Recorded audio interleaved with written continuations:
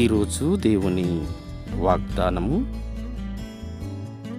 అందుకు దేవుడు సొలొమోనుతో ఇలాగూ సెలవిచ్చెను, నీవు ఈ ప్రకారము యోచించుకొని ఐశ్వర్యమునైనను, సొమ్మునైనను, ఘనతనైనను, నీ శత్రుల ప్రాణమునైనను, దీర్ఘాయువునైనను అడుగక, నేను నిన్ను వారి మీద రాజుగా నియమించిన నా జనులకు న్యాయము తీర్చుటకు తగిన జ్ఞానమును తెలివిని అడిగియున్నావు.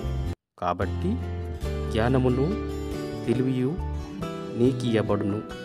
నీకన్నా ముందుగా నున్న రాజులకైనను, నీ తర్వాత వచ్చు రాజులకైనను కలగని ఐశ్వర్యమును, సొమ్మును, ఘనతను నీకిచ్చెదను అని చెప్పెను. 2వ దినవృత్తాంతాల గ్రంథము 1వ అధ్యాయము 11-12 వచనాలు.